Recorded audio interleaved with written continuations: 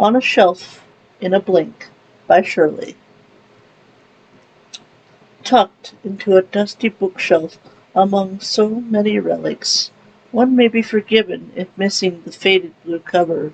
It doesn't exactly stand out as the most impressive relic among the collection, nor the collection itself even the most impressive among the others. But open the book, ignoring the rip across its front and dark splotches staining it, and one will find a most remarkable story. On the interior of the cover lies a few short lines. The first few are faded, shaky. The last are bold, strong. I remember the ships, the mission, our final assault against the sun. I remember the flash. It lit up the morning sky as it broke over us. I remember the faces of those around me, scared, stoic, angry. I remember the cold, the bitter, bitter cold. I remember the first time we awoke to this strange place. I remember the first who died. I remember the uprising, the bodies thrown against the tide.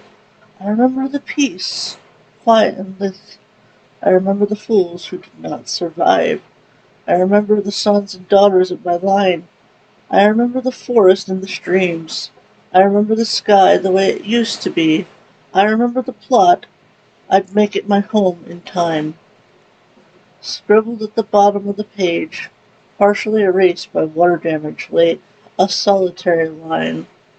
I remember Equestria. The final assault. When I awoke this morning, I had not thought I'd be here. I thought I'd be standing over the sun, blade and hoof, my fellows at my back. When I awoke this morning, my bulk was still intact. I woke before the dawn. It was a chill morning. I had some cramping from my hammock. It used to be someone else's. I don't know who. Me and my fellows gathered our gear. We stood upon the deck, our eyes glued to the passing clouds. It was quiet. If not for the humming of engines, we might as well have been riding up upon the clouds themselves. Even our officers were silent for once. There was to be no shouting, no commotion until we reached our docks, no commotion until we held the key to victory. The sun broke over the horizon. It glittered against our petrails and gleamed off our helmets. The shield bearers had shined their charges to a sheen. The cannons, however, were dull in comparison, ugly pieces of grey minotaur metal, shaped and beaten until they functioned. Someone noted that we seemed a few ships short from the fleet. Someone else mentioned they may have fallen behind in the night. It was of no concern. Our victory was assured. This morning when I awoke, I did not imagine the carnage, the blood that ran through the streets. There was not supposed to be a defense. There was not supposed to be the guard. We spotted them too, the silver pins, those dark manes. They were there, along with our brothers and sisters. They killed us as we killed them. I saw four. As our final victory drew near, they hovered near the final barrier. I watched them as we advanced. The first shone in the sun. I saw the glint of the blades, covering those wide wings. The second stood beneath the hovering form. I remember that deep cowl and the shimmer of glasses from it. I saw the third, clad in naught but a dreamy expression, their attention elsewhere. I saw our key. They stood away from the others. I saw it happen when our key began to cast the final rite. It was to secure our victory. There was no doubt in my mind that we'd all be fine. The rite would wash over us and cleanse the rest from the world. I saw the dreamer. I don't know how, but suddenly they were there, their hooves wrapped around our key in an embrace. The rite consumed them both. For a moment it was hot, too hot. I saw the fifth then. There was no fury, no rage. I saw only sadness. Then the flash. The next it was cold, far too cold. I don't know if we won. I only know that I am alive. This strange place. The first thing I remember was the bitter cold. It felt like I'd been frozen, and if someone were to come along and tap me on the shoulder, I'd have shattered into 1,000 pieces. When I realized I wasn't dying, or at least not at that moment, I was able to take a look around. I found some very odd things. To start with, the city was no more. The second thing I noticed was the sound. It was quiet, peaceful. A small stream lay beside my resting place, and as I turned over to dip a hoof in, I suddenly realized that my armor had indeed forever frosted over. Spiderwebs crisscrossed its surface, and as much as I wanted to admire these odd patterns, I needed a drink. My thirst slated, I decided it was time to locate my fellows. But as I took stock of the forest around me, I found those odd things I'd begun to notice earlier seriously take root. For one, the trees were wrong. The leaves too broad, the colors too vibrant, the bark, which I expected first with my eyes and then with my hoof, was spongy. Although I could not push through it, it gave way at my touch. Not wanting to waste any more time in that place, I began to call for my fellows. My calls were answered by a griffin. Our emerald coated in ice lay against his coat. He and I made our way through the odd forest, locating more of our fellows, and soon we had collected a small band. With those few and more calls coming from the forest, we were able to collect nearly everyone. We noted at some point during our searches that the light level never seemed to change. It was as if we were in a perpetual twilight, and although we located a great number of our comrades, and even some of our ships, broken and twisted beyond all repair, that light never shifted. There is a section that appears to have been intentionally blotted out with ink. What remained of that detachment is hard to say, even more difficult to put into words. It was as if they had torn each other to pieces, out of grief or madness we could not say. We buried them as best we could with our hooves. The few griffins stood away. They didn't even manage to lift a single claw. The eternal summer. This was not Equestria. We knew this from the moment of each of us awakened. The first few were, well, they weren't really days so much as they were 24-hour periods. A few of our watches had survived the banishment. There were no other word for it. One moment we had been within striking distance of victory. The next we awoke, ice in our bones. Some of us hideously disfigured from pieces of gear that froze to our bodies. I didn't like to dwell on the lines in my fur, the channels among where sweat had run and had frozen, etching the fur and skin below with its intense cold. Food was plentiful. We found the bark of the trees was edible, and even a small amount would keep a body fed for some time. We of course experimented with seasonings. Local plants and what we assumed was a kind of lichen that seemed to grow like mad around that area. There were a few missteps. A few fell ill, but once we determined what exactly was edible, it became simple to create food stores. The air of the place, we found it rich. Those griffins who grew up in the high mountains found it intolerable, too heavy. They said it made them irritable and slow in the sky. Housing was of course a concern, but the weather was temperate. We quickly found we were alone in this part of the world. Not even tiny bugs and critters to keep us company. It was as if we were the only things in the forest. We realized our mistake when the first storm came. It's said that the storm took the first of us. I knew different. I knew the marks were from no tree nor stone. I knew the mark of unicorn magic. When we finally cleared the debris and buried our fellow, we set about locating stone and dense hulls of our twisted ships for reinforcement. We began to build, and in time, when the second storm came, we weathered it with little more concern than a passing squall.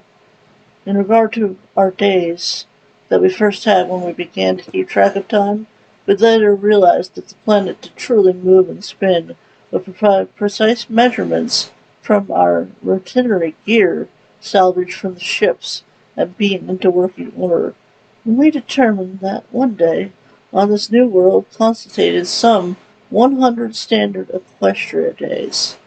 This, of course, meant we had less than 20 days until whatever happened when this portion of the planet spun beyond the twilight zone and into presumable night, the uprising. 20 days is not enough time to make a rational decision to abandon the shelters we had created. It took less than 5 before we were at each other's throats. We broke into camps. It wasn't intentional, just how I'd been back in Equestria. The griffins and the few unicorns that had by right of their magic been placed higher on the hierarchy in one, and we, the Earth ponies, along with the Pegasi, who numbered less than 300 on the other. I remember the silence of it all, sneaking through the trees with bits of our ships tied to our hooves. Our sentries, the Earth ponies, who had offered their services to the unicorns and griffins in anticipation of this moment. I remember the blood of the unicorn officer on watch, staining my fur. I remember her face, the shock apparent on it. Idiot. Our plan was simple. Gather the griffins and unicorns into the central storehouse. We'd only intended to hold them till we pressed on. A few of our fellows had volunteered to stay behind and keep watch. If the nightfall wasn't too bad, a courier would be sent to our column, and we'd head back to our original site. Plans are rarely that simple. It was a slow cascade. A shout. A door. Heads poking from windows. We surged. But by that time the advantage was lost. The griffins may have been slowed in the air, but so were our Pegasi. We'd put them on our flanks to catch any stragglers. But the only thing they caught was the unicorn's magical artillery. I expected unicorn magic to be flashy, make a lot of light, and sound like it does during magic shows and party tricks. Those trained in the art of destruction spend no extra effort in that regard. A flash, a ripple of the breeze through my mane, the smell of air torn asunder, and those beside me simply ceased. I thought perhaps we'd write songs about it. After, that is, when we were on the march away from the approaching darkness. We didn't. The march. We walked. I know, not how long. We had decided to travel light, burdened only by mirror gear and salvage bags, and the guilt. The first day was quiet. No one spoke. I don't think we knew how. By the fourth we reached the edge of the forest, and found what we'd later call the Great Chasm. Although we had Pegasi, their effectiveness was limited severely by the atmosphere. Even the mightiest found it daunting to do little more than fly above to get a gauge of the land. We spent hours arguing. Some maintained that we must stop and make camp. A few, the more cowardly among us, suggested we ought to turn back, to retreat to our ships and wait out the coming dark. We parted ways there. The next few pages contain sketches, high cliffs and rock faces, figures draped in shadows, faces turned away from their quarter. The final page depicts a gentle hill, covered in black, formless shapes, rising into the clouds. The darkness. The first night was difficult, much more so than we anticipated. We had ascended for no more than 2 days when the darkness finally overtook us on the third morning. We had scaled past the clouds and could, by gazing into the distance, quite literally see the wall coming towards us. We knew not what it brought, but as it inched its way towards us, the morale of my fellows waned. It was not unpleasant. Darker than we were used to, perhaps, but the stars above bathed the surrounding landscape in their own light, a strange light. It illuminated the surrounding countryside near as well as the twilight had. After my fellows regained their composure, we continued our trek up that hill, bathed in little more than starlight and our mere processions. We trekked endlessly upwards, toward some peak we could not see. The forest, a long distant memory. The hill, like the forest we'd come from, was covered in a type of edible lichen. It had been one of our first concerns when we emerged from the chasm whether we'd find food and water to sustain us. The land held both in ample supply. By the seventh day, more than a few voices among our group called for rest. We were, at this point, fully adjusted to the starlight. This, however, was not our only concern.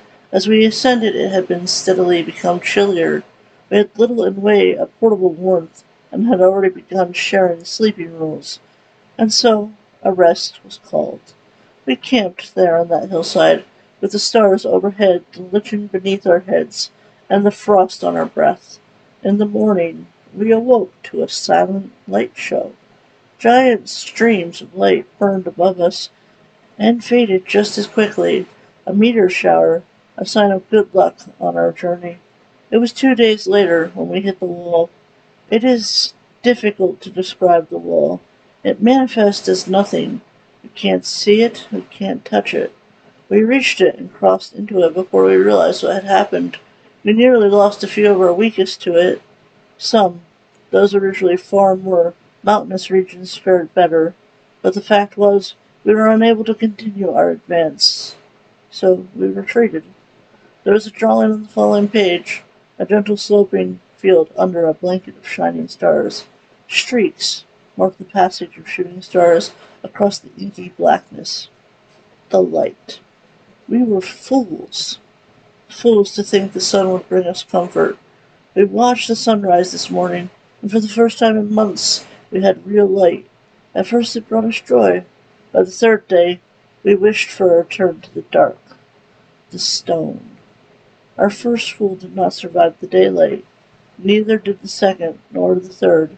We began to realize a pattern, a sickness that infused them from before they ever saw that dark tapestry. It was this world. We believed it had been done. Something to us. We spent years trying to determine what had gone wrong. In the end, we found that we'd done it to ourselves. The page across is a simple drawing. A stone with rows of tiny imprinted hooves encircling it. The fools. My first daughter was born on the final day of the 7th year. We resolved the difficulties and were hopeful, determined to right the mistakes we'd made. She was beautiful. The next few pages are filled with drawings. A group of fools playing under a twilight sky. A couple of buildings, the remains of ship hulls, and bits of metal gleaming in the starlight. The fools, now larger and a great many in number, standing in rows, their faces to the sun. The town, grown. Huts and small buildings gathered grander, local materials replacing the vestiges of those ancient ships.